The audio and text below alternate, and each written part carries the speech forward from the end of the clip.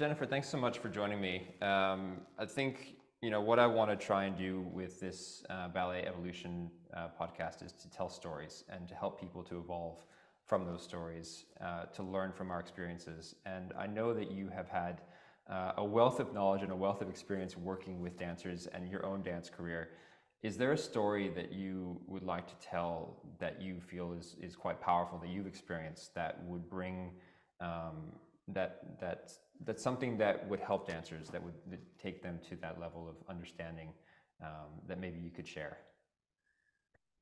Well, first, thanks for having me in to have this conversation with you. I think it's so important that we do continue to have these conversations and that we pull the curtain back a little bit on the powerful wizard and see that it actually is a painful and dysfunctional sometimes art form that we all love and we all want to see continue to grow and become everything that it is capable of being, while at the same time not sacrificing people's health and humanity for it. So I'm really glad to be a part of these discussions. And I feel like I have a lot of stories, just like you do. And I think that's kind of the point, is that I didn't realize they were stories until I looked back on them and went, oh, that was traumatic. Oh, that was the story. Oh, this happened. And there are these moments in our life, especially as ballet dancers, we're just trained not to ask questions and not to question judgment or casting or any of that.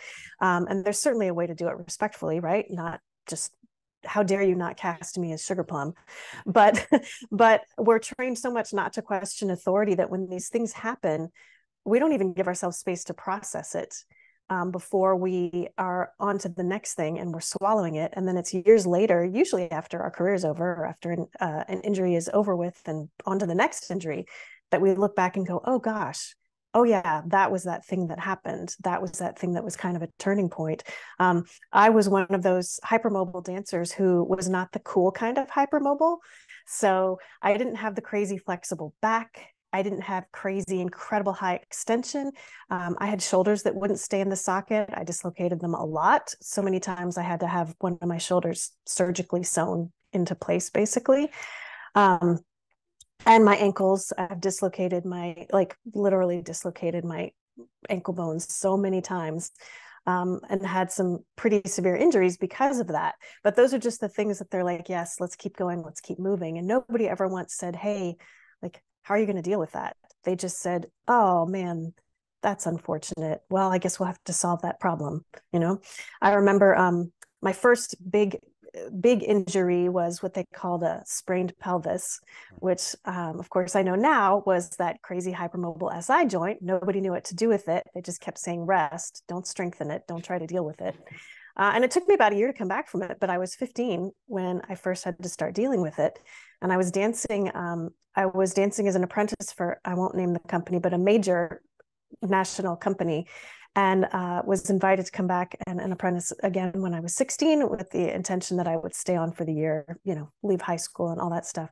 And I remember going after having missed a whole bunch of class that year, but working as hard as I could to get back in shape and keep moving forward. And thinking, they're so great, they're so gracious. They've invited me to come back. They've said, don't worry, it's going to be fine.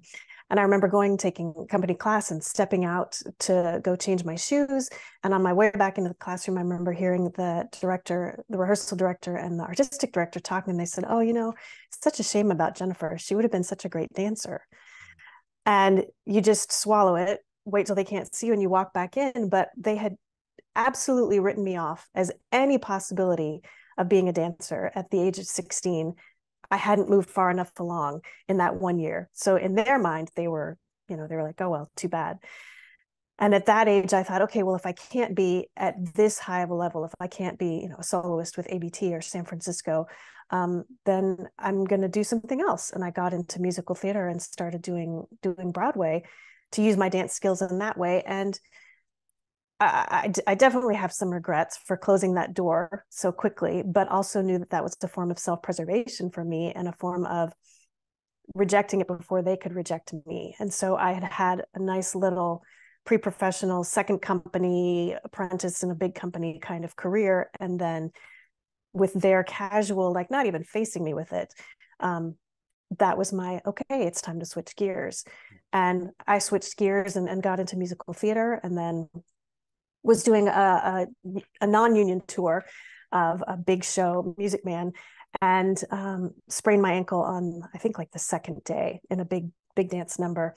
And it was bad with my hypermobile ankles. It was really bad. And they very quickly were like, oh, well, we're not sure what we're going to do because the show has to keep going. You obviously can't dance. And they just sort of implied by, we don't want to see you anymore. And I was astounded. And a family member was like, isn't there workman's comp? Which I didn't even know what that was. Right. But that was my first lesson of, oh, no, it's a job. And I brought it up to them. They were like, whoa, whoa, whoa. Of course you get workman's comp. Of course we'll get you PT. And I was like, what, really? Gosh, these people are so nice. But, it's actually the law. And that was my first accidental discovery of, hey, this is a job and we should be treated as professionals and not just so grateful to be there. Yep. So I had these lessons that I learned with my injuries that I didn't realize were lessons until I looked back on it. And that one injury with my crazy hypermobile ankles, I never got back to the tour. By the time I was better, the tour was over. But I got to take my time rehabbing, and I had all of these people in a very, very small and beginning dance medicine frontier, right? Who were eager to help me figure out how to get back to dancing. And I was like, wait, they're all trying to make me better at my job. And it was such an eye-opener that there were other options. And I was like, well, why didn't anybody tell me to stop walking in first position all the time? Well, why didn't anybody tell me to strengthen my glutes? Well, why did... And so it was this huge discovery moment. And that just kept moving me unknowingly to where I am now. But those little trauma moments, unfortunately, as you know, are the moments that I learned a lot from. I wish I'd learned it a different way. But I'm trying to save the next generation of dancers from having those trauma moments, which I think you're doing as well. Yeah, I think it's something that because we are so dedicated to what we do as dancers, like we have this internal drive to just keep pushing, just keep getting better, get better. That when it does come to something like an injury, it could even be that the injury is presenting itself and we're not aware of it, right? Like there might be pain that's coming up. There might be little just niggles that are causing problems. But because we just keep pushing through it, eventually the body will make you stop, whether you want to or not, right? Like that's what tends to happen. And I've seen it happen, not only to me, but to other dancers who they've just said, oh, I just kind of rolled my ankle at the end of that jump, but I'll just keep going. I'm okay. And they'll keep going, and they'll keep going, and they'll keep going. And then 3 weeks later, they really roll their ankle really bad, and then they fracture their fifth metatarsal or something, something more serious happens. So it's one of those things that, and even yesterday, I made a quick story about how we have to, as dancers, recognize that our health comes first. Because if we don't pay attention to that, then it could be the end very quickly without you even wanting it to be. It could just be, okay, well, day 1 to day 2, you're done, and that's it. Just exactly like what you just explained, where you're having these dreams of having a career, and then all of a sudden something small happens and you're completely written off. And then because of the nature of how quick the industry moves, they're on to the next person. They don't even pay you a second notice. So I think one of the big lessons in that is pay attention, first of all, to the little signals. But I wanted to talk about that in relation to hypermobile dancers and proprioception, because I've heard, and it's come up a lot recently, about how hypermobile dancers may not have that body awareness because they do have that extreme mobility in their joints, and their proprioception doesn't necessarily develop the same way as someone who's not hypermobile, depending on what's causing their hypermobility as well.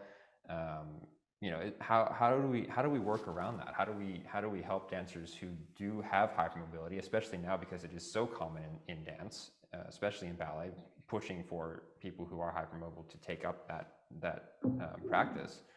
How do we work through that? How do we help them to know what's going on in their bodies? What are your recommendations? Well, I mean, first, education, right?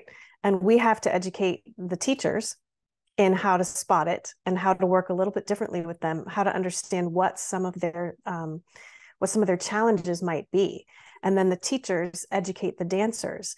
And there were so many parts about my own dancing with hypermobility that I had no idea was not normal. I didn't know that when you did finger pirouettes in partnering, everybody's shoulder didn't come out of the socket. I thought that was just like, that's what you sacrifice. Like it pops out, it pops back in. We're good. We'll keep going.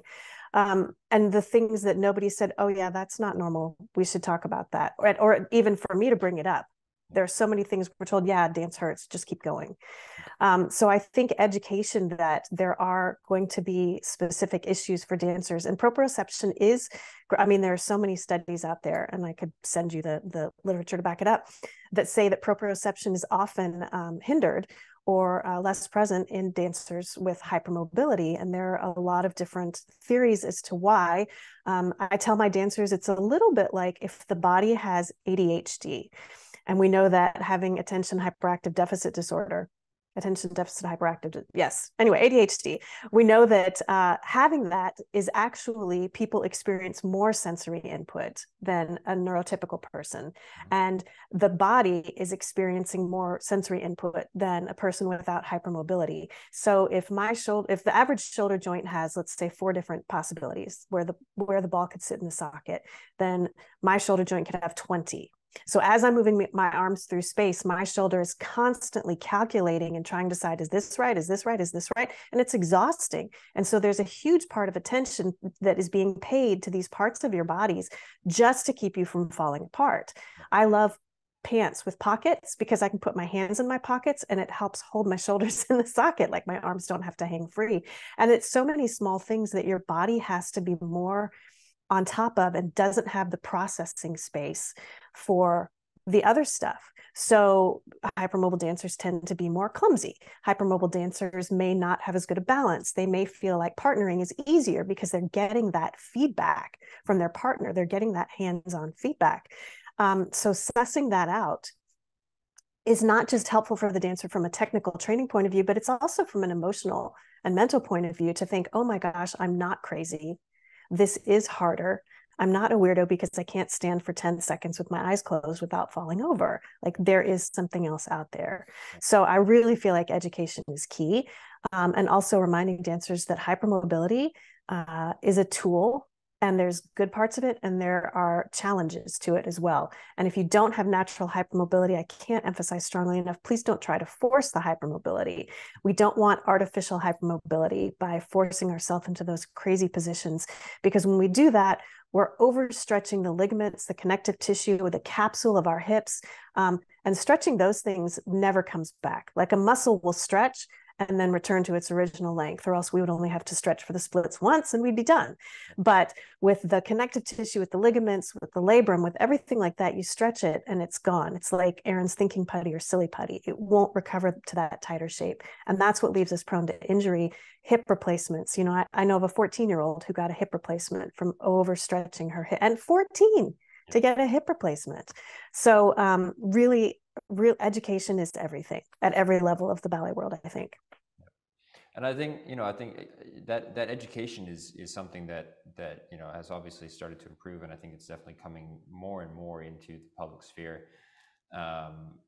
What I think is probably challenging, especially for the youth these days, is that they'll go on to Instagram, for example, and they'll see their favorite dancer doing oversplits or something that they aspire to do, or a grand jeté where the feet are up above the height of their head, yeah, straight line, or grand battements that are coming up and kicking them in each direction, right? Like that kind of excessive mobility. And I look at it from my perspective, having come up with a Ukrainian teacher, he would push us to the point where we had to lift our legs very high. But it was also, I have almost 15 centimeters of hyperextension in both knees. So I've got quite a bit of range in that knee going backwards. And I was always told not to use it. So it was the other way around. Like I was said, no, keep your legs straight. Don't go into that hyperextension. Avoid overextending the knee. And I wonder when that changed, because, you look back at probably even 50, 60, 70 years ago, dancers were not hypermobile. And I know that I've heard from a lot of older teachers that it was actually recommended that they not take dancers who had that hypermobility. I'm wondering, and maybe it's something that is beyond this conversation, but just to put it out there as a question to society, when did we change our desires? When did it become about the over excessive split? When did it become about, super high legs and that being the aesthetic design versus having it just a little bit lower but controlled, and the strength but controlled. Yeah, right, exactly. Right. Well, and I think about that all the time as well. And I look back and I never remember any of my teachers being like, wow, your hyperextended knees are awesome. Let's play to that. They were like, what are you doing? You're not standing right on your standing, because I grew up with Vaganova teachers as well. They're like, your weight's not distributed correctly. That's terrible, as they would say. And I think, I have friends in the physio side of Royal Ballet, and they've said in the past, they would see people with hypermobility and say, that's going to be a problem. Like, that person is going to be hard to promote because they are going to need so much more strength and they're going to need so much more training. And it wasn't looked at as an asset until, I think, just within the past 20, 15 years, past 10 years, really, where it's been a thing to say wow with. I remember watching Sylvie Guillaume, and the biggest thing that people criticized about her was that she was too mechanical, was she was too cold and too strong. And that's because she had to work her butt off to hold her body together. So she was super strong and she has these gorgeous lines, but she never gave into them and hung into them. And like, if I watched Alessandra Ferri, I used to think she had these most gorgeous lines, these beautiful legs and these beautiful feet.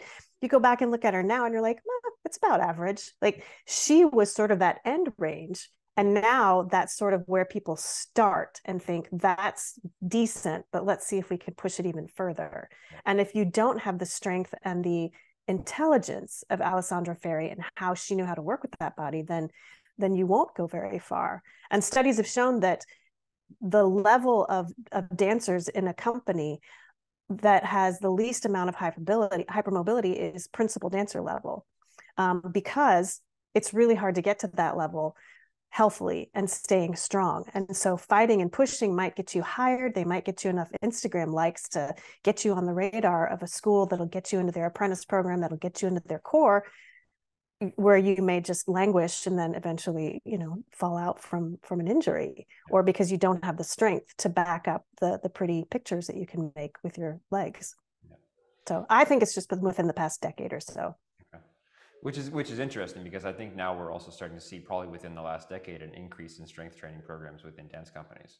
So I think they probably also recognize that, if we're having this increase in hypermobility, we also need to make sure that we're reducing the rate of injury, which is a big part of health going forward.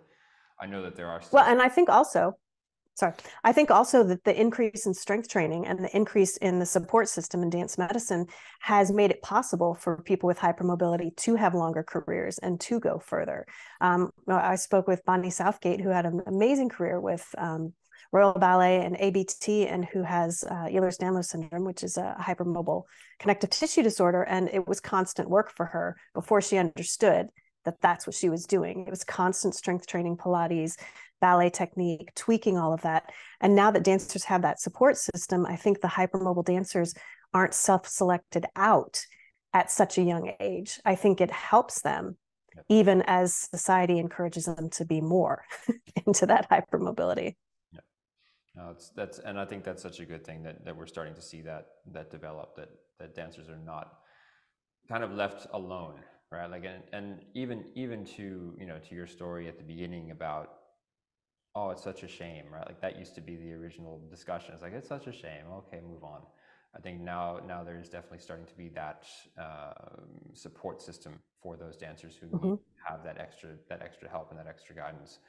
It's new, like, I didn't have it when I was dancing, and I retired in 2017. So we're talking really within the last 5 to 10 years that this has changed dramatically. And the company that I retired from now has a fully fledged strength training program with a personal trainer on staff, and well-being in that sense. But when I was there, the conversation was, oh, your knees hurt? Well, you're going to have to get platelet injections and take 6 months off. There was no discussion around like, let's get you in the gym, strengthening your quadriceps, making sure that your knees are better supported and all that. Like that was not even a discussion. So I think a lot of this stuff has come quite around to the public eye, especially in the last 5 to 10 years, which is definitely helpful. Well, and I think we're starting to ask the question when dancers are injured. I think we're starting to ask the question, why? Like with you, your knees hurt. Why? When do they hurt the most? They hurt when you wake up? Do they hurt when you're finished with class? Do they hurt at the beginning of class and they hurt less as you go on? Like, let's get to the bottom of that. And 7 times out of 10, well, 9 times out of 10, probably, it's an overuse, underuse issue, right? There's bad biomechanics somewhere. There's over strength in some part of the body, maybe your TFL, and there's understrength in your glutes to help balance that out. And if we can, instead of saying, oh, too bad, take 6 months off and get some injections, say, well, let's figure that out. What's causing that? Because you didn't have a fall, you weren't in a car accident, there was no traumatic thing that happened. So if this is an accumulative injury, let's figure out what's causing it in the first place rather than just make the pain go away. And that, I think, is the magic bullet for helping dancers dance longer, is why are these aches and pains coming up? And let's educate the dancers. Let's get in the ballet classroom and tweak that technique. Let's work one-on-one with a coach who works with the strength trainer to figure out what the issue is, fix whatever those biomechanical problems are, translate it into the classroom, and away we go. Yeah. How do we help dancers to advocate for themselves? Because I think that's also a big issue, you know, and especially with those dancers who are hypermobile, because they're already dealing with so much from a awareness of themselves, right? Like they're trying to figure out how to move, they're trying to figure out how to hold themselves together, and then to deal with the interaction of having to then take that to somebody who they see as their, you know, as their leader or someone who's got more power in a situation, to be able to advocate for themselves, to take that strength and go in that direction as well. I mean, for me, it was very difficult. I always found interactions with people who had more power than me to be very challenging. And like now I know that was not just because of who I am, but also because of, you know, what I deal with physically, and you know, it's a much deeper issue than just, oh, I struggle with confrontation. It was something that went beyond that to just naturally what my body has to deal with. And so it's a big thing that now we have to also provide dancers with those tools of, you know, what do you say to a director? What do you say to the ballet master to help them to understand? Because they probably don't get it, right? Like they're in a position where maybe they never had to deal with anything like that, or their body, you know, served them well through their career, and now they're fine.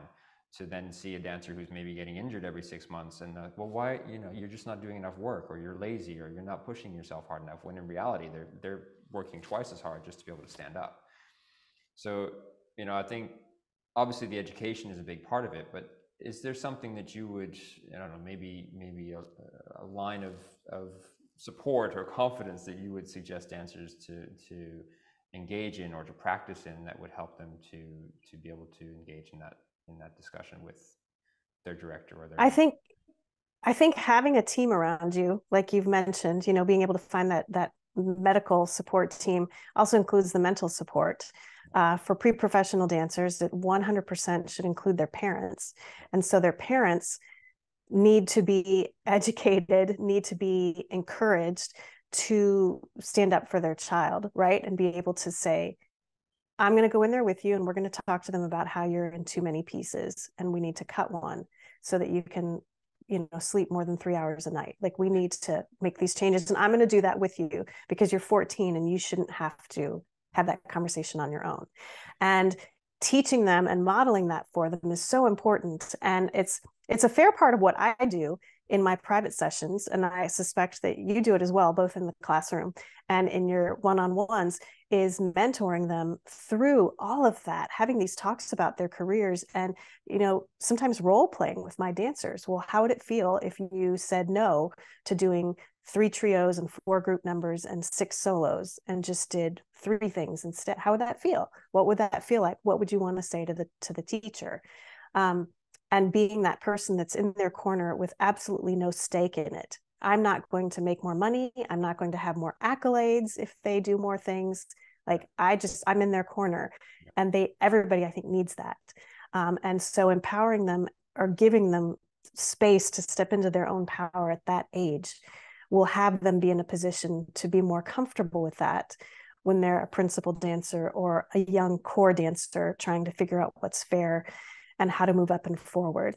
And again, it's that middle spot with the teachers. I work with Minding the Gap, that is a mental health organization for dancers. And a lot of what we do is offering workshops for the teachers level, because we know that if we can change the teachers, and we did one workshop that had like 170 teachers from all across the world in it. That's like tens of thousands of dancers that are going to be taught differently because those teachers have got that information, are going to do something else. So if we can change the teachers and not just give them the information, but help them heal from the generational trauma that they've had and look a little more objectively at what they went through, that will change the next generation below them, which will in turn change the generations going up. So do we need to change the artistic creative staff's mind? Absolutely. Do they need to understand the importance of having medical, mental training support? Absolutely. Can we get the teachers to buy into it and make it easier and give them that space to be more autonomous? That's what we have to do.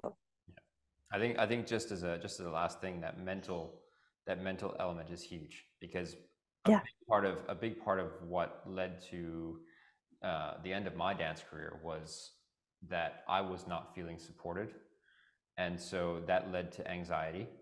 And then I would get on stage and I wouldn't perform at the level that I knew I could, because I had this anxiety around it not being what I thought that they wanted to see. And then casting changed, and then I got pushed back in casting and they got angry at me. So then I went and did something that was kind of against what they wanted me to do. And then they found out about it, and then it just went, and it snowballed, and it got worse and worse and worse and worse and worse. And there was no psychological support. Right, so there was no one in the company at that point, no performance psychologist, no one was helping us to understand what we needed to be able to do just to get through the day, to get on stage, to perform at our highest level. And so I think that is definitely a huge element that is probably the biggest space that hasn't come into ballet companies yet. Like, we're starting to do the dance strength training. We're starting to understand how bodies work. We're starting to educate dance teachers more in anatomy and biomechanics, so that they know how things actually function in the body, instead of giving ridiculous, illustrative lift from your inner thighs. Yeah. Right. Yeah. So all of that stuff is starting to change, but at the end of the day, if there is that anxiety within a dancer and they're not able to put their best work forward, often what happens is the artistic team just comes back and says, oh, well, yeah, I mean, you look so good in the studio, but what happened? And they don't go past the point of, well, maybe they're not getting enough sleep. Maybe they are stressed about something that's going on in their personal life. Maybe for whatever reason they're feeling not supported well enough. Or the choreographer came to them the night before and said, "Look, I was going to take you out of the piece, but now because you did a good dress rehearsal, I'll leave you in." And so now you've got this, like, oh, have I not been working well enough? And I take this from my own stories, because these are all things that have happened to me. Being chewed out by the choreographer who was creating the piece in front of an entire film crew the day before filming was supposed to end. So now you feel absolutely horrible about the work that you've done because they're ripping into you there.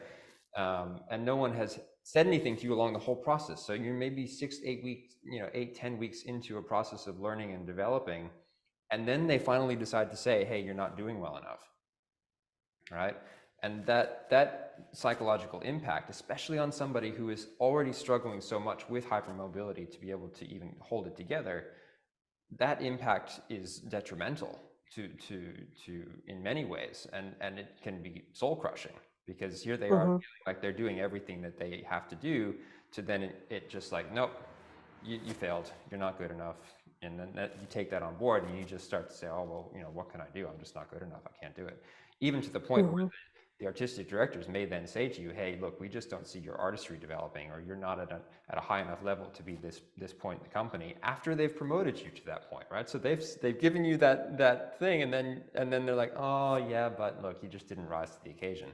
Yeah. Oh, we thought you were good, but you're kind of stinky. Yeah, exactly. Yeah, And then yeah. They're sending you off somewhere else. So saying, okay, you're not good enough for us, but hey, go over there. We'll send you over there. Maybe they need you, right? And it's like, yeah, exactly. who do I trust? Who do I believe? So the Hmm. psychological element of this, and I've kind of left this to the end of the discussion because I think it's probably the most impactful, is not there. And I think we need, as a furthering discussion, as something possibly to leave the audience with, is like, how do we bring that performance element into helping dancers along the path, not when it's too late.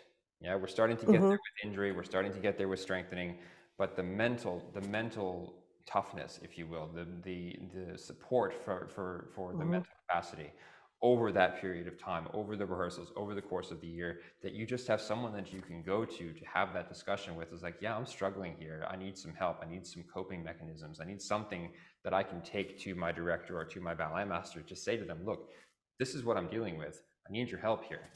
Not just to help me with my turns or my positions or my artistry, but like, give me some mental stuff that I can go and take this on the stage with. And to not be looked at and Hmm. said, oh, well, you're just being silly. Don't worry about it. You'll be fine. Like that's not enough either, right?